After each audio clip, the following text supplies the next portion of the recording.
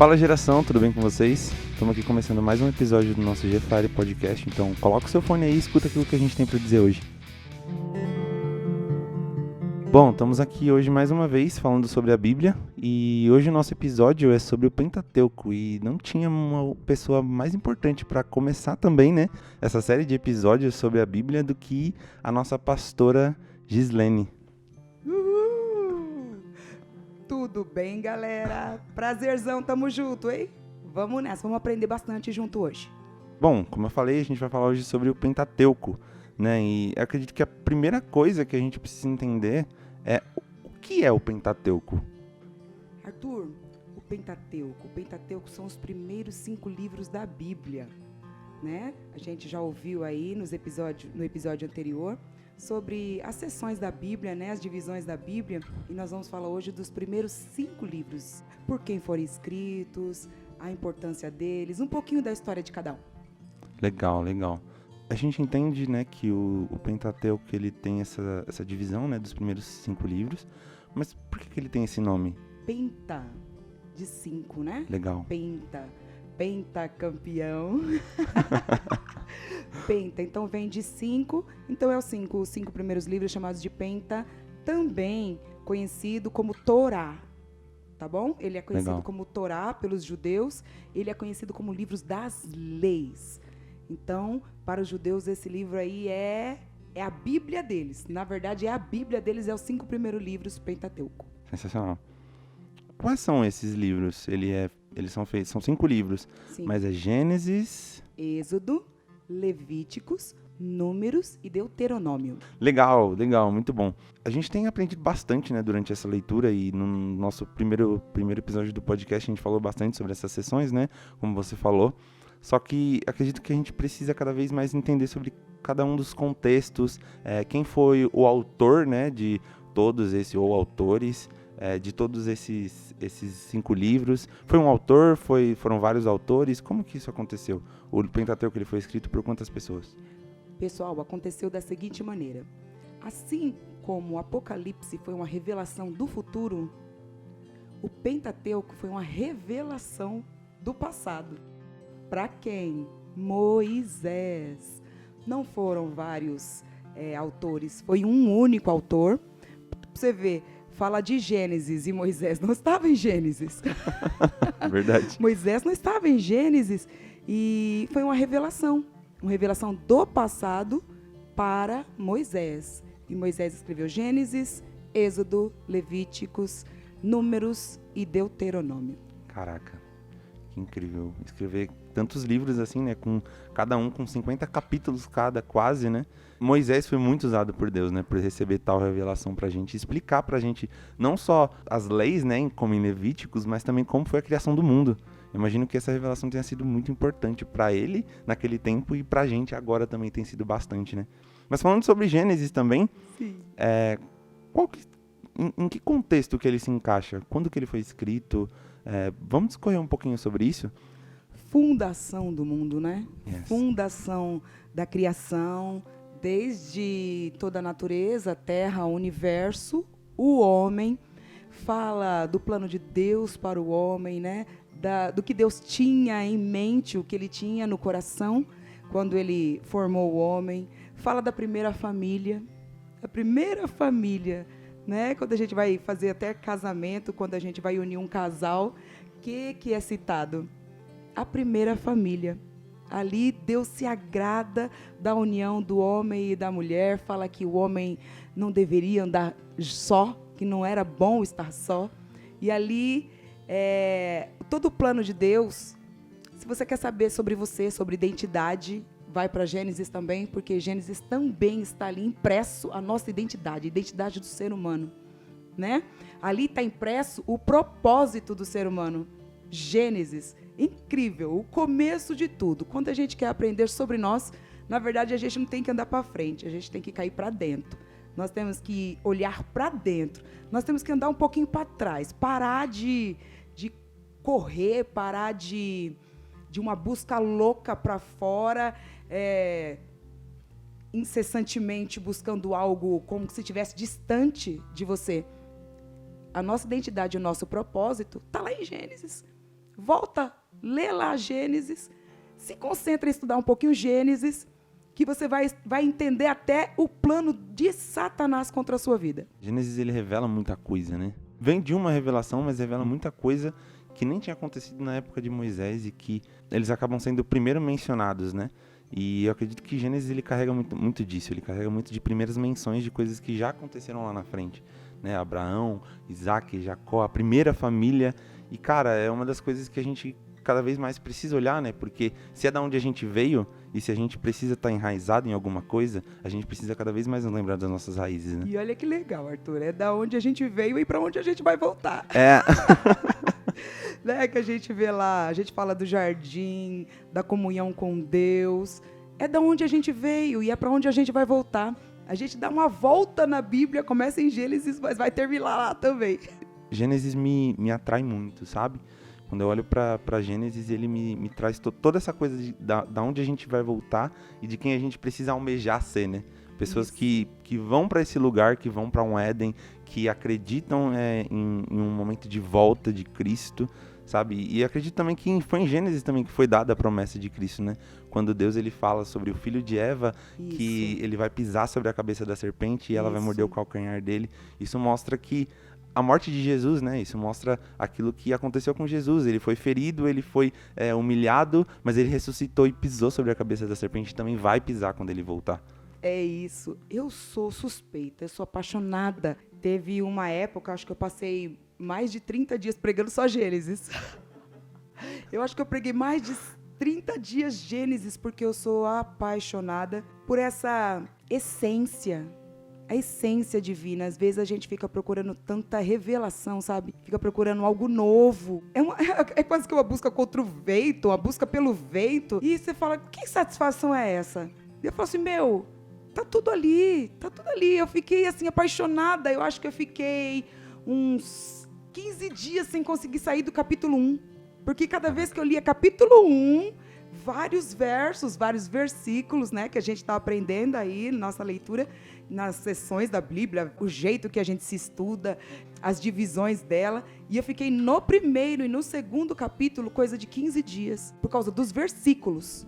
Eu fui dividindo meu estudo nos versículos e eu queria saber minha identidade, o meu propósito no versículo. E a partir dali, eu não aceito qualquer outra coisa. Eu não aceito nenhuma palavra. Eu não aceito nenhuma contrariedade sobre a minha vida que não seja aquilo pelo qual Deus falou ali que diz respeito a mim. Então, aquilo gravou, frisou, prensou, fixou. E é legal, eu desafio vocês, todos nós, na verdade, que estamos lendo, que você não somente leia, que você medite, que você estude, que você queira tirar revelações de cada versículo. Não só uma leitura como uma meta para bater, mas uma leitura, porque a Bíblia, ela conversa com você. A Bíblia conversa, ela é um livro vivo. E se você conversar com a Bíblia, ela vai te responder. E não se assuste. É legal que a Bíblia ela é o único livro, né, que a gente pode ler junto com o autor. E a gente até comentou sobre isso no nosso último podcast. A gente falou muito sobre essa pessoa da Bíblia, né? E o quanto ela se conversa entre si, o quanto Gênesis conversa com Mateus, demais, com Romanos e com toda a Bíblia inteira se conecta, sabe? Eu acredito que falar sobre Gênesis, né, e se dedicar à meditação da nossa Gênese, de onde nós viemos, sabe? É muito importante, porque isso revela não só sobre quem nós somos, mas sobre o Novo Testamento também, isso, sabe? Isso, ai meu Deus.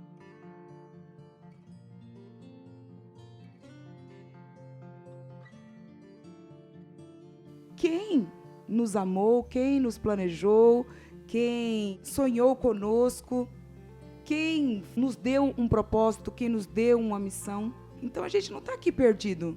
E a Bíblia mesmo, que gostoso podermos estudar, porque ele nos colocou aqui para cumprir um propósito e nos deixou um mapa. Ele nos deixou um mapa, ele nos deixou as instruções, ele nos deixou uma promessa, a capacitação, ele nos deixou uma autorização, né? Temos autoridade, temos legalidade de estarmos aqui. Nos deixou talentos, dons para poder desempenhar tudo aquilo que diz respeito a nós. Então, eu quero, em nome de Jesus, essa minha oração, é o meu desejo que essa leitura desperte você. Desperte você, que você abra os seus olhos, o seu entendimento, que você abra os seus ouvidos, conversa com a Bíblia. Na hora que você estiver lendo, conversa com a Bíblia, tire da Bíblia, tire de cada linha e tire das entrelinhas. Tire das entrelinhas aquilo que Deus está falando ao seu respeito, no individual, no particular. Apesar de nós estarmos lendo em conjunto, apesar de estarmos lendo com outros irmãos que querem a mesma coisa que nós, encontrar Deus, é um momento muito particular, é muito único. Então, acredite, se você está nesse propósito, vai até o fim, se empenhe por você mesmo. Faça esse propósito com Deus e eu tenho certeza que até o final dessa leitura vai haver uma grande transformação na sua vida, em todo o seu ser, na sua mentalidade, no seu nível de fé, na sua relação com as pessoas, no modo de você se ver, naquilo que você espera de Deus. Muitas coisas vão mudar até o final da tua leitura. Amém, Gi. Em nome de Jesus. Amém. Amém. A gente se dedicar cada vez mais, né, a esse conhecimento da Bíblia, é não só conhecer a Bíblia, mas o autor da Bíblia. Isso. E eu acredito que a adoração tem a ver com conhecer o autor da Bíblia. Amém. Então, quando a gente conhece cada vez mais a Deus, a gente amadurece, né? E acredito que o nosso sonho, né, e o seu sonho como líder dessa geração é de ver uma igreja madura. Eu acredito que tem começado esse tempo, sabe? Da gente conhecer cada vez mais a Deus. E conhecendo mais a Deus, nos tornando mais maduros e adorando cada vez mais a Ele de forma madura. Olhar para Gênesis e olhar para aquilo que nos destinou até aqui é olhar para a nossa maturidade e falar, eu vou alcançar você, eu vou chegar até aí. Que nem você falou, tipo assim, o fato da gente estar junto aqui, até esse momento aqui, estarmos juntos e essa mensagem está chegando até você, isso também é resposta. É resposta de oração. E quando a gente está dentro do propósito, o Senhor vai disponibilizando ferramentas. Ele vai disponibilizando internet, equipamento. Ele vai patrocinando para que o propósito aconteça. E eu tenho certeza que nesse exato momento, o propósito do Senhor, uma parte dele está se cumprindo. Porque está chegando até você informações, está chegando até você orientação, está chegando conselho, está chegando até você ensinamento, sabedoria, está chegando até você para te ajudar nesse amadurecimento. Né? Porque a gente sozinho, se você se empenhar em estudar, em ler, em querer Deus, você encontra. Você encontra com certeza, porque ele diz que aquele que o procura com o coração sincero, que o procura de todo o coração, o encontra. Então, tem muita gente encontrando Deus aí na sua busca solitária. Talvez você seja essa pessoa que eu estou dizendo agora. Mas a palavra fala também que a unidade da igreja, que as portas do inferno não prevalecerão quando todos entenderem o seu propósito, todos entenderem o seu papel, todos entenderem a sua autoridade, todos entenderem a sua identidade, todos entenderem o seu chamado, né? A sua força, e entender que não é sobre eu, não é sobre você, mas é sobre nós juntos. Nós juntos. E agora nós juntos. Essa é a minha oração. E isso é resposta de oração. São mais de 400 pessoas. São mais de 400 pessoas em unidade, na busca pela palavra, no desejo por Deus, sabe? Não tem como não mover essas portas do inferno. Então, em nome de Jesus, o conhecimento da palavra, essa maturidade em Deus, essa entrada nesse portal espiritual, esses códigos que serão revelados, que serão desvendados aqui, não só individual para a sua vida, mas serão desvendados para essa geração, porque é a unidade da igreja. Nós juntos somos muito mais fortes. A oração de um justo pode muito em seus efeitos. Imagina de mais de 400? Se um souber quem faz um estrago no inferno, faz um estrago nos planos de Satanás. Se mais de 400 souberem, então entenda que você precisa se empenhar nessa missão. Missão tem começo, meio e fim. Você começou essa missão. Você precisa entregar essa missão, concluir essa missão. Não somente por Deus, não somente pelo reino, mas por você mesmo. Por você mesmo, para o que Deus tem para a tua vida. Então, conclua a missão. Missão dada, final. Daqui a 9 meses, missão cumprida. E você vai ver o que o Espírito Santo vai fazer na tua vida. É um novo patamar, vai ser um outro nível. Então, esse processo agora, todos juntos. Não vai ficar ninguém para trás. Não vai ficar, não vamos deixar ninguém para trás. Você não vai ficar para trás. Nós vamos chegar lá, nós vamos conquistar essa terra. Gênesis, né não? Olha lá, estamos falando de Gênesis. E falando em conquistar a terra, vamos falar um pouco sobre Êxodo. Começa a Bíblia sobre Gênesis, né? E ela fala muito sobre a história do povo de Deus, sobre Israel. Sim. E aí acaba e começa Êxodo. Êxodo começa aonde? Por que Êxodo é chamado de Êxodo? Então, Arthur, a gente fala lá, né? A gente falou de Êxodo, o começo de tudo. Também foi o começo da escravidão. Ali foi o começo de tudo lindo, maravilhoso. Também foi o começo do pecado. E ali também foi o começo da queda, o começo da escravidão, o começo de toda dor, de toda tristeza. Não foi só coisa boa que começou em Gênesis. E em Gênesis também fala lá da história de José, que a gente conhece muito. Por que eu preciso falar de José? Porque José finaliza o livro de Gênesis. Ó, para você ver, Gênesis começa num jardim, Gênesis começa com vida, Gênesis começa com criação, com muita alegria, e ele termina com caixão. O salário do pecado é a morte. Esse é o recado. Que começa tudo lindo, mas se a gente se desvia de Deus, o pecado jaz à porta. Hoje você pode estar num jardim, mas se você se afastar de Deus, a morte jaz à porta. Gênesis termina com a morte, com José, os ossos de José, num caixão. Por quê? Quem é José? José era o filho de Jacó, que foi governador do Egito. Já vou pular logo, o governador do Egito, bem num tempo de muita crise. Sim. E nesse tempo de crise, uma das famílias que ele salvou foi a dele mesmo. E ele, como governador do Egito naquela época, ele trouxe a família dele que já estava em Canaã. Eles já estavam na terra prometida. A terra já era deles. Eles estavam lá na terra que era deles. Mas deixaram a terra para vir para o Egito, porque em toda a terra estava tendo muita escassez, muita fome. Então o Egito, aquele momento, foi simplesmente um tempo de salvação. Sim. Eles entraram no Egito com 70 pessoas. Porém, passaram mais de 400 anos lá. Esses 400 anos lá, o povo se multiplicou. Multiplicou, gente, há 400 anos. Multiplicou aquela família de 70, virou uma multidão. E o que aconteceu? O faraó mudou. O faraó não é eterno. O faraó da época de José era um. O faraó da época de Êxodo era outro. E o faraó da época de Êxodo perdeu-se na história. Quem foi José? Perdeu-se na história quem foi os faraós antes dele.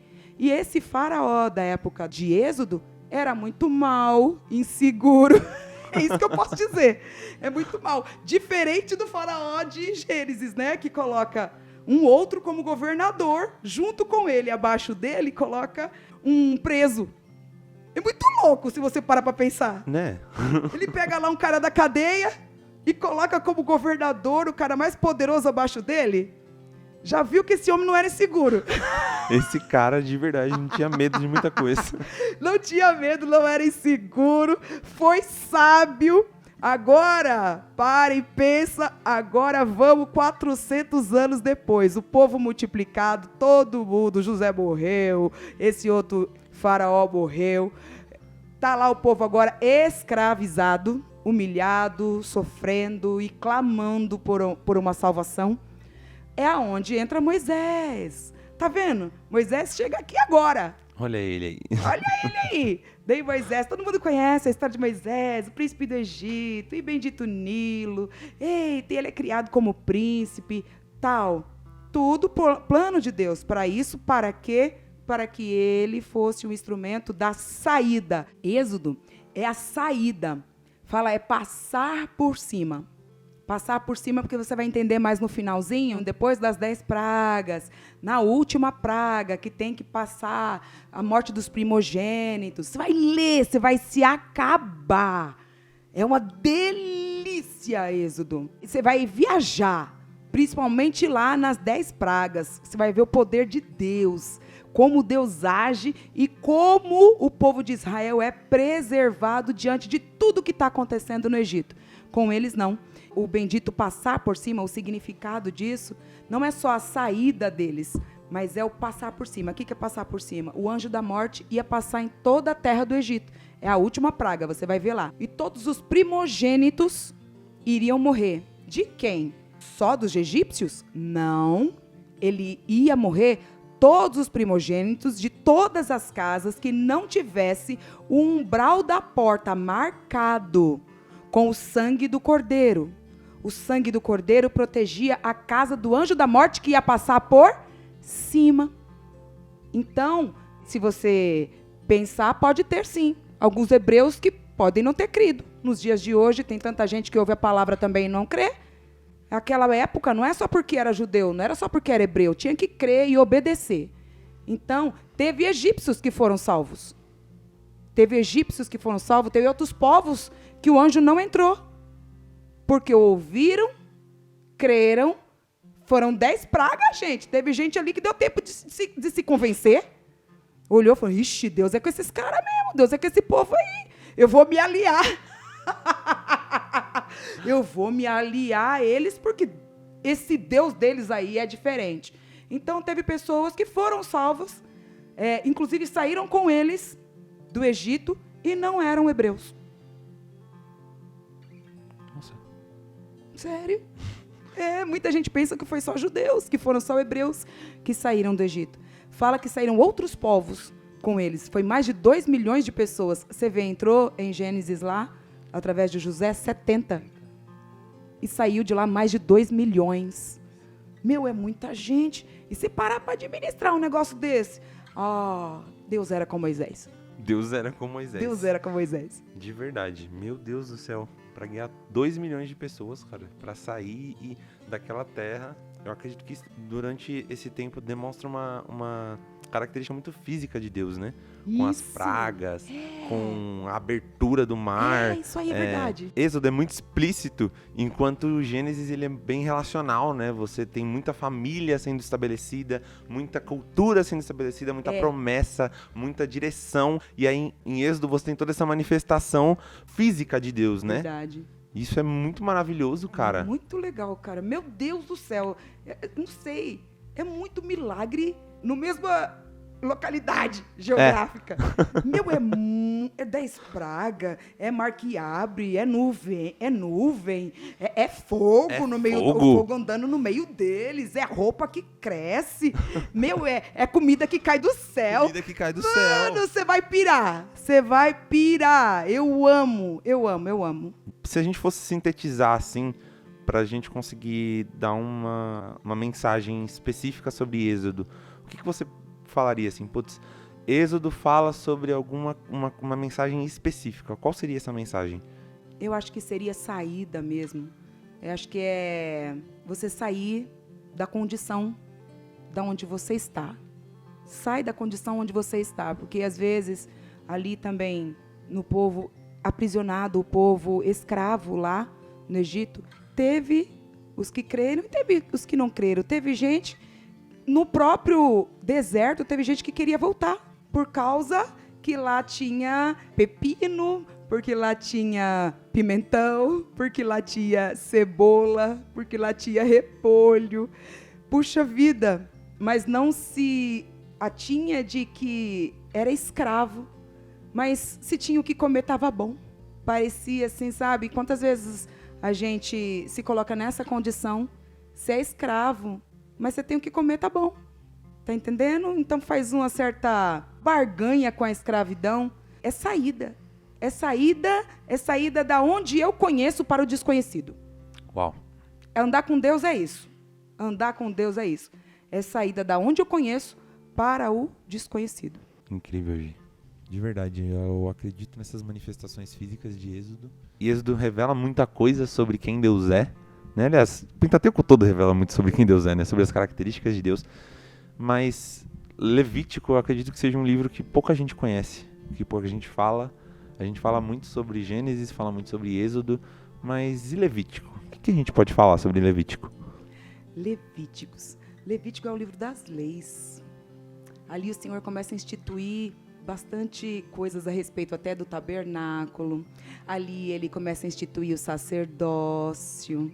Ali ele começa a separar funções, organizar as tribos. Levíticos, ele vem de Gênesis, Êxodo, Levítico. Vamos supor, o Gênesis foi a criação, daí vem Êxodo, a multiplicação do povo. O povo se multiplicou, até aquela reclusão ali no Egito foi uma multiplicação. Deus não desperdiça nada. Eu tenho aprendido que Deus não desperdiça nada. Até nas nossas mazelas, até quando a gente erra, e Deus ainda consegue no final daquilo reverter para a glória dele. Porque o povo estava ali, recluso, estava preso. Mas esses 400 anos, eles estavam todos juntos. Eles não se espalharam sobre a terra. E saíram como uma multidão. Eu gosto de falar disso, eu não lembro onde foi que eu falei. Eu acho que foi numa célula. Como Gênesis começa com uma família, daí vira um grupo de pessoas, né? Uma família grande, uma família pequena que aumenta para uma família grande, daí vai para dentro do Egito. Mesmo escravos, eles viram lá uma multidão, saem de lá uma multidão, e em Levítico eles começam a se tornar uma nação, entendeu? Em Levítico eles começam a se tornar uma nação, daí o Senhor começa a falar sobre eles, quem eles são para ele, né? Vocês são uma nação de sacerdotes. Chega em Levíticos, perde um pouco o ritmo. Então eu vou te adiantar para você ser forte, porque você vem no maior embalo de Gênesis e Êxodo, você vem no maior embalo. Você vem assim, naquela intensidade, envolvido na história. Daí, quando chega em Levítico, ele começa a falar muito padrões, ele começa a dar padrões, ele começa a dar medidas. Ele começa a ser muito assim, minucioso. E tem pessoas, pelo menos as mais emocionais, chegam em Levítico e desinteressa. Porque quase que assim não entende muito bem. Só que eu vou te segurar a sua atenção aqui em Levíticos. Você precisa prender a sua atenção em Levítico para você entender o padrão de Deus. Que Deus é um Deus de padrões. Ele passa as medidas da arca. Ele passa as medidas, ele fala a cor da roupa. Ele fala onde cada tribo deve se estabelecer. Ele ensina sobre os toques do chofar. Ele organiza o povo dele como uma nação. É muito legal. Eles não são mais agora uma multidão, um povo ou uma família grande. Agora eles já são uma nação. Dali por diante eles começam a andar como com um líder. A montagem e desmontagem do tabernáculo, ali no meio, Deus gosta, Deus se manifesta no tabernáculo. Dali a gente aprende sobre a adoração, muito sobre a adoração nós vamos aprender ali, sobre os sacrifícios. Você vai aprender sobre as ofertas, os tipos de oferta, a de semeadura, a do pecado, a expiação do pecado. Vai falar sobre purificação, a importância da purificação. Então, ali é quase como eu devo me apresentar a Deus para me reaproximar da santidade. Então, ali ele começa a passar como a gente deve proceder para se aproximar de novo de Deus por via do sacrifício. Naquela época, o Velho Testamento foi sempre via o sacrifício. A gente vai aprender depois o Novo Testamento quando tudo muda. Mas ali, nem Levíticos, você vai começar a ouvir bastante, ler bastante sobre os sacrifícios, tipos de sacrifício, a unção com óleo. É lá que fala da unção com óleo. Ele fala da separação de uma pessoa comum, que não é comum exatamente, né? Tinha que ser da tribo de Levi. Sendo da tribo de Levi, como era a separação para o sacerdócio. Que coisa mais linda. Eu acho que, para nós que nos entendemos como sacerdotes do Senhor, você precisa estudar Levítico, para você saber o seu ofício. Não mais daquela maneira, né? Não é mais daquela maneira rígida, não é mais daquela maneira assim... a ideal seria religiosa, até porque quando chega Jesus no Novo Testamento, o que eles ficam cobrando de Jesus é todas as atitudes religiosas de Levítico. Levíticos é um conjunto, né, de leis, porque, como você falou, eles eram uma família, depois um povo e agora uma nação, e uma nação governamentada. Isso. Né? E eles precisavam de leis para guiá-los, né? Naquilo que eles iriam fazer, na forma como eles iriam seguir. E eu acredito que quando Deus ele estabeleceu Levíticos era para criar certa maturidade, né? E não para criar essa, como você falou, essa religiosidade que as pessoas ainda iriam cobrar de Jesus, Isso. né? E então, quando a gente olha para Levíticos, eu acredito nessa esperança de um Deus que olhava para Israel e falava: eu preciso de uma noiva madura. Porque quando eu voltar, eu vou buscar uma noiva madura. Eu vou buscar uma noiva que vai ser madura, porque quando ele voltar, ele não vai casar com uma criança, né?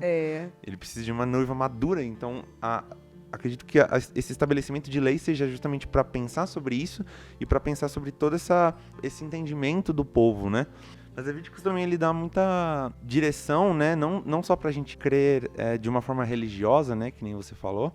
A gente acredita que nós somos uma geração de sacerdotes, né? E a gente precisa ler Levíticos para entender como que a gente vai agir. Em algumas vezes a gente vê Deus pedindo certas ervas para serem queimadas lá, certas formas de ser, e a gente entende que a adoração ela não é uma coisa que, né, para Deus era simplesmente... De qualquer jeito. Você não simplesmente levantava suas mãos, fechava os seus olhos, apagava as luzes e estava tudo certo.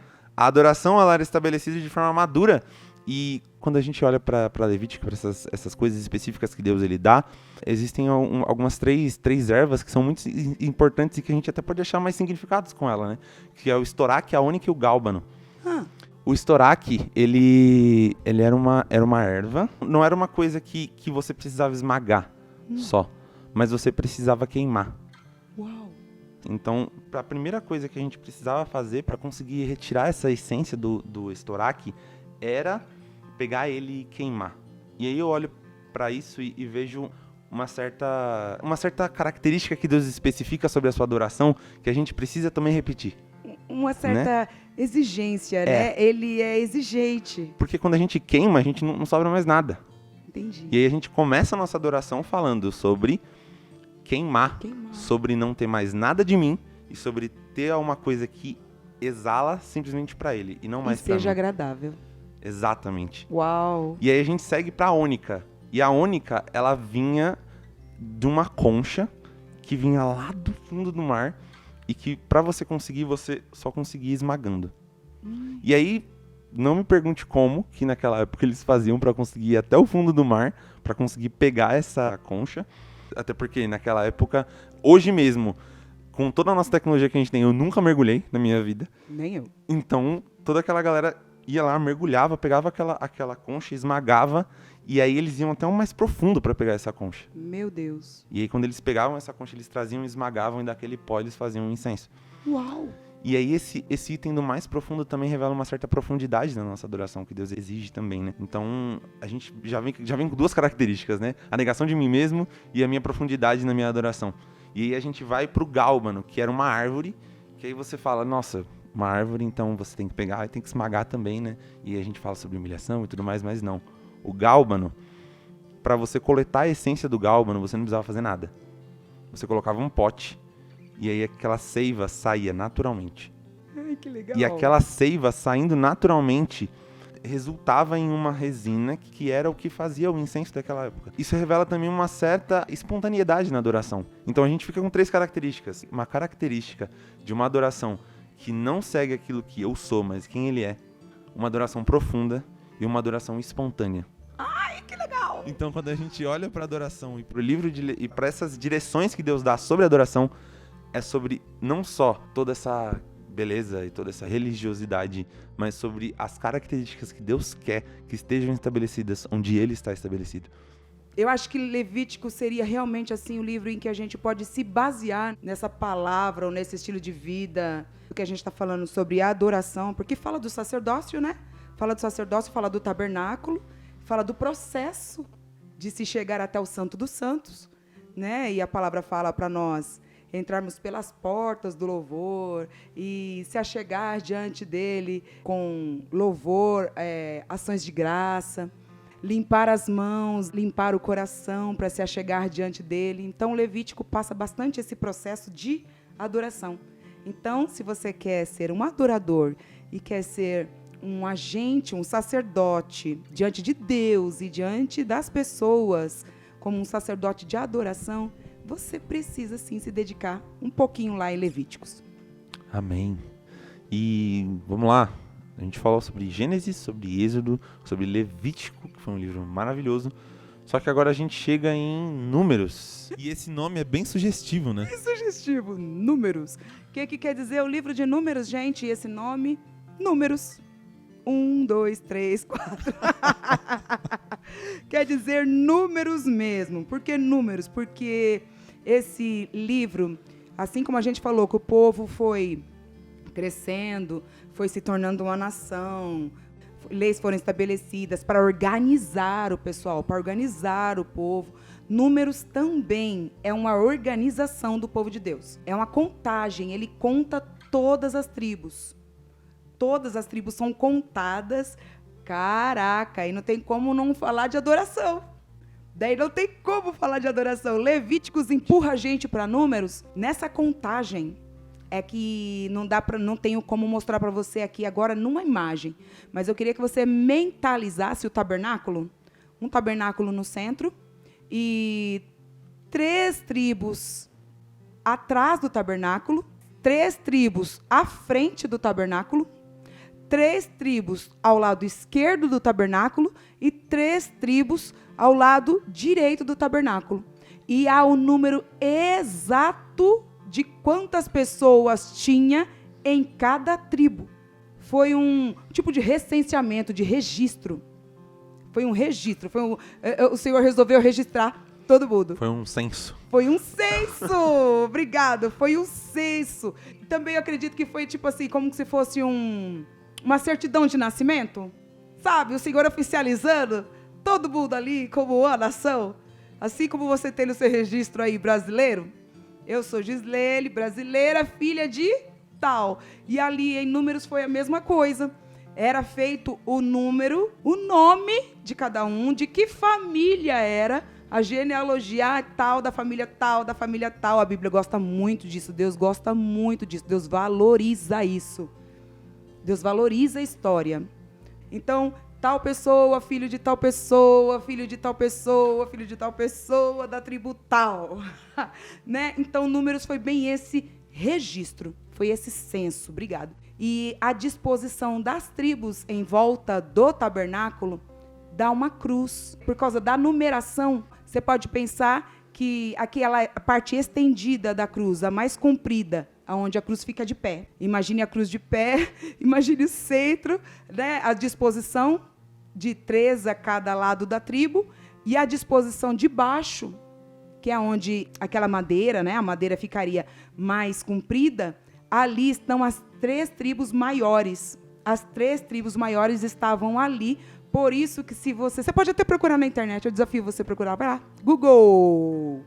Vai lá, coloca as tribos de Israel em acampamento em volta do tabernáculo. Você vai ver lá uma imagem que é a disposição da cruz, para você entender que Jesus já estava sendo anunciado em Números. E você pode se perguntar, tribo de Levi, gente, ai que curiosidade gostosa da tribo de Levi. Dentre essas tribos, as 3, a tribo de Levi, ela estava ao redor do tabernáculo. Ela não estava disposta em um lado só. Ela rodeava o acampamento dos levitas, ficavam ao redor. Então, ela estava representada na direita, ela estava representada na esquerda, ela estava representada acima, ela estava representada abaixo. Ela cuidava do tabernáculo, né? Ela desmontava, montava, limpava, cuidava dos utensílios do tabernáculo, cuidava dos sacrifícios, cuidava do óleo de unção, cuidava do alimento. A tribo de Levi, somente ela poderia se aproximar do tabernáculo e ela estava ao redor do tabernáculo. Depois dela estavam todas as demais tribos. Números é justamente esse censo, né, desse povo e, caramba, o posicionamento de Levi é muito estratégico, né, porque eles eram os levitas que cuidavam do tabernáculo, então ficar ao redor do tabernáculo é muito específico. Deus Muito específico, Deus né? é muito maravilhoso. E eu acredito que quando a gente olha para números, né, a gente vê essa certa individualidade de Deus para cada um do seu povo. Verdade. Ele fala, né, o filho de tal pessoa, da tribo tal, que nem você falou. Ele se importa Ai, que em lindo. ter registrado cada uma das pessoas que estavam naquele vendo? povo, sabe? E aí, quando eu olho para números, eu vejo muito esse amor, sabe? Verdade. De Deus. Outra coisa legal de números, que quando você começar a ver lá, a numeração parece um número irreal. É um número assim que você fala, meu Deus, o que é isso?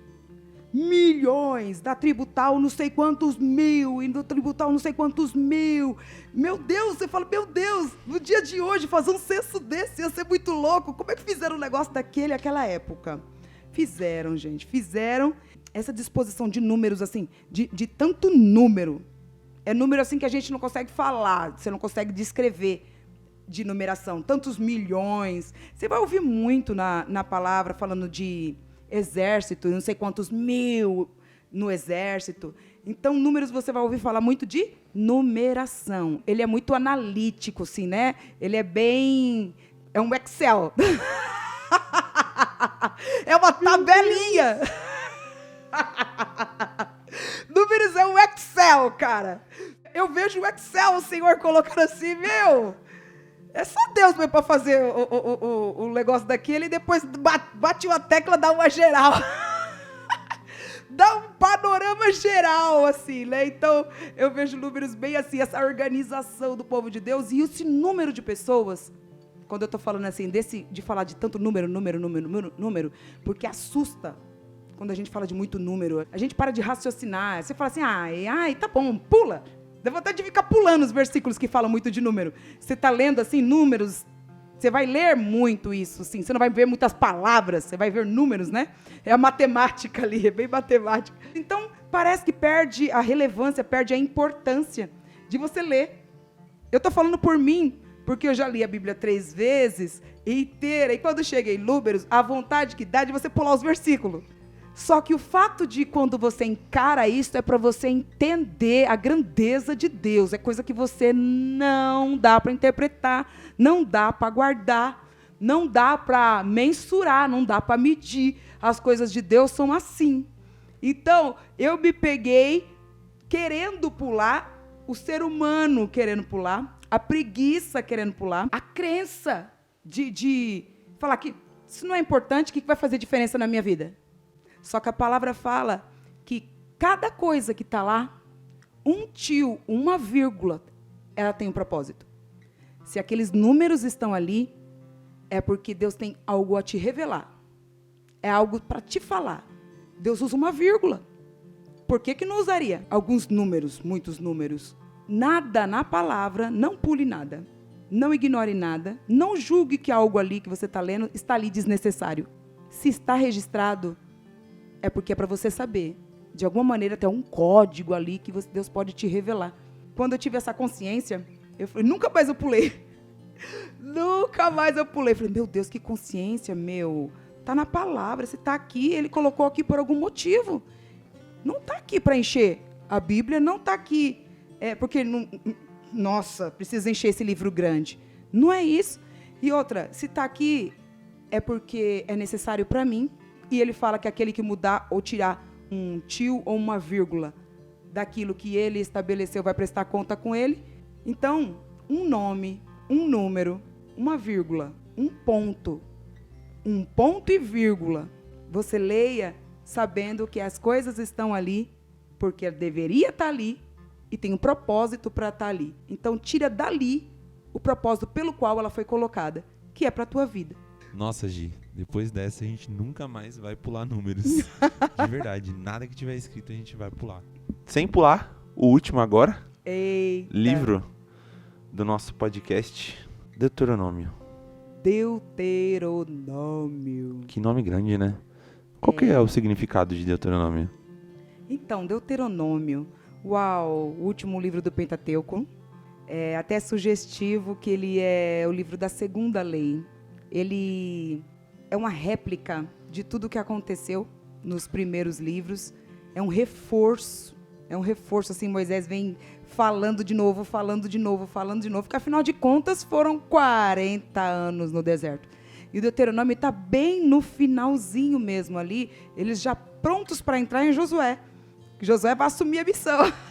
Deuteronômio está bem no finalzinho ali, de toda a trajetória de conquistas do povo vindo, andando, aterrorizando as nações vizinhas. Bem mesmo assim, aquele registro de história, né? Que tanto que a gente ouve falar disso lá na frente. Os outros povos falando, eu sei quem são os hebreus, eu sei quem são os hebreus. Tanto que Moisés, ele vence muitas batalhas, porém Moisés ele não era guerreiro. Nesse tempo de constituição do povo de Deus, de constituir uma nação, o Senhor estava fortalecendo eles como nação, como identidade, como unidade, com leis, né? O Senhor reforçava o que queria deles, o procedimento deles com Deus. Então, chega em Deuteronômio, percebe quantos anos já passaram. Pelo menos 40. Porque eles já estão prestes a entrar em Jericó. Ali em Deuteronômio está se finalizando praticamente o ministério, né? Está se finalizando a trajetória de Moisés. Então Moisés, antes de partir, ele olha a terra tal e entrega até praticamente a missão para Josué, falando dessa característica de Moisés. Moisés era um líder diplomático. Mesmo ele vindo e os povos ao redor meio que aterrorizados, porque eles vinham marchando, 2 milhões de pessoas, imagina, chegando, e ainda tomando posse de muitas terras. Então assustava mesmo. Tanto que nesse período, tem parte das tribos, que eu não sei te dizer aqui agora, mas parte das tribos montam acampamento do lado de cá do Jordão. Eles não passam para o lado de lá, para a terra prometida, que seria atravessando Jericó. Só que Moisés não está mais lá em Jericó. Então a gente vai parar aqui, porque Jericó é da ossada de Josué. Jericó é da ossada de Josué, que vocês vão ouvir nos próximos episódios. E Moisés está entregando essa missão. Está entregando o povo com uma fé mais fortalecida. Moisés está ali reforçando as leis e falando, gente, vocês precisam ficar firme. Gente, Deus é assim, Deus é assado, Deus quer isso da gente. E até eu acho que o ponto mais forte, para mim, no meu ponto de vista, talvez isso pode ser algo individual, no meu ponto de vista, o ponto mais forte, mais marcante de Deuteronômio é o próprio Deuteronômio 28, que ali ele descreve as bênçãos se eles permanecessem firmes. Se vocês me ouvirem, se vocês não se desviarem para lado nenhum, para outros deuses, se impregnarem a minha lei no seu coração, daí ele descreve um monte de bênção. Eu tive um estudo de Deuteronômio 28, exatamente, só de Deuteronômio 28, que eu tive que ler Deuteronômio 28 50 vezes. Eu tive que ler Deuteronômio 28 para entender, para fixar as bênçãos de Deus. Só tem um porém de Deuteronômio 28. Você tem que ler todo. Porque é uma descrição de bênção, é tanta bênção, é tanta bênção, é tanta bênção, que você fica assim, meu Deus do céu, se tudo isso acontecer comigo, eu sou a pessoa mais feliz dessa terra. Só que também fala a decorrência das maldições para todo o desobediente. E se você, quando você lê lá, lê todas as bênçãos, mas leia também a decorrência, o contrário de todas as bênçãos, para o se desviar do propósito, do caminho de Deus, se desviar da santidade de Deus, da adoração a Deus, o se desviar. Ai, as maldições são pesadas. Eu falo até para você ler as maldições, depois você lê as bênçãos para ver se ameniza. Ameniza o peso no coração. Eu acredito que Deuteronômio ele é a entrada do povo de Israel, finalzinho de Deuteronômio. É a passagem, é a entrega do cajado, finalização da missão. Moisés termina ali. Ele morre ali, né? Ele morre ali Ele não entra na terra prometida, o povo está ali no pé da terra prometida. Para entrar na terra prometida, agora vão sem ele. Ele conduziu esse tempo todo, os 40 anos, ele foi bem diplomático, por todos os lugares que ele passava, ele foi mais diplomático do que guerreiro. Só que para o que tinha para acontecer agora, atravessando o Jordão, não podia ser mais Moisés. É para a gente entender quando a gente começa, quando a gente está falando aqui de que não diz respeito a mim, não é você, mas é a nós e ao propósito de Deus, como que se conecta as gerações diante do propósito do que Deus tem para fazer. O propósito de Moisés terminava ali para o que tinha que acontecer até aquele momento. Para o que tinha que acontecer de Deuteronômio para frente, já não servia mais Moisés. Mesmo Moisés sendo o cara lá que viu Deus, o cara lá que foi franco com Deus, que falou cara a cara com Deus, que botou Deus assim, falou, Deus, ó, seguinte, se o senhor fizer assim, eu não conta comigo. Ele foi um cara íntimo mesmo, E o legal da finalização de Deuteronômio também é que, apesar de toda a relacionamento que Moisés teve com Deus, o Senhor manteve a palavra de que ele não ia entrar. Mais uma coisa, eu acho que fica aqui de aprendizado para a gente, de Deuteronômio, quando Moisés não entra na terra prometida, ele viu a terra prometida e não entra na terra prometida. Você já ouviu falar de que quem tem promessa não morre? Quem tem promessa não morre. Quem tem promessa não morre. Morre sim, gente. Tá bom? Morre sim. Não é porque Deus tem promessa na sua vida que você não vai morrer sem viver a promessa. Muito pelo contrário. Isso aqui é até uma mensagem que a gente a gente vai estudar isso junto, sobre as promessas de Deus. Deus tinha promessa nele, Deus fez a promessa para ele, porém ele não entrou, ele não pisou na terra prometida, que Deus tinha prometido. E lá em Hebreus fala de muitos heróis da fé, que tiveram muitas promessas e partiram crendo nas promessas, entregaram a sua missão por causa da promessa. E outro pegou o cajado e fez a promessa acontecer. Tá entendendo? Então, a gente precisa entender que nós somos um corpo, que as coisas não começam em mim e não tem que terminar em mim. Eu não sou responsável de fazer tudo. Eu sou responsável de fazer tudo que Deus mandou até onde Ele mandou eu fazer. Porque tem uma promessa para acontecer que, às vezes, não sou eu que vou concluir. É outro que vai concluir.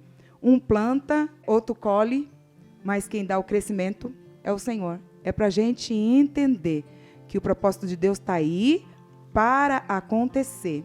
E eu tenho a minha parte no plano de Deus, dentro desse propósito, no cumprimento desse propósito. O Arthur aqui tem uma parte dele no plano do cumprimento desse propósito. A gente está passando aqui para você a instrução de que Deus tem um plano para você dentro desse propósito. E o quanto cada um de nós, ouvindo essa instrução direta de Deus, o quanto o propósito de Deus, no geral, está se montando como um quebra-cabeça. Sabe? Às vezes a gente olha o panorama daqui e eu não estou entendendo. Às vezes eu olho daqui e falo, puxa vida, parece que não tem nada acontecendo, não tem nada acontecendo. Não, está acontecendo. Está acontecendo porque eu estou aqui fazendo, o Arthur está aqui fazendo e você está aí fazendo. E nós estamos olhando do alto o panorama. E Deus está olhando o panorama do alto. Então, todos nós somos importantes dentro desse processo. Eu sou importante, o Arthur é importante, você é importante dentro desse processo, dentro desse plano de Deus, para o cumprimento do propósito de Deus. Moisés foi importante dentro do plano de Deus, para o período, para o que aconteceu até aquele momento, mas a história de Moisés acaba ali. E isso é uma outra história. Gi, muito obrigado pela sua presença. De verdade, foi maravilhoso estar aqui com você, conversando sobre a Bíblia. É maravilhoso conversar com alguém que também é apaixonada e que inspirou a minha paixão pela Bíblia. Então, amém. É maravilhoso te ter aqui com a gente. Meu galardão é grande. Uhul. Muito obrigado, que Deus abençoe a sua vida e que, em nome de Jesus, você que está escutando a gente aí, possa cada vez mais se apaixonar pela Bíblia por conta de tudo aquilo que nós temos falado, temos ensinado e temos também aprendido enquanto nós falamos Amém. também, né? Que em nome de Jesus nós possamos aplicar isso, né? Na nossa vida e que a gente entenda que o Pentateuco, ele não é só uma coisa que passou e que a gente não precisa mais ver, mas ele tem a sua devida importância porque ele conta do povo que deu origem à nossa promessa. Mas é isso aí. Espero você no nosso próximo episódio. Tenho certeza que você vai aprender bastante lá e oro para que a sua fome pela Bíblia cada vez mais seja acesa por esses momentos de aprendizado que nós temos feito aqui nesse podcast. Amém? Tamo junto, pessoal. Até mais. Tchau.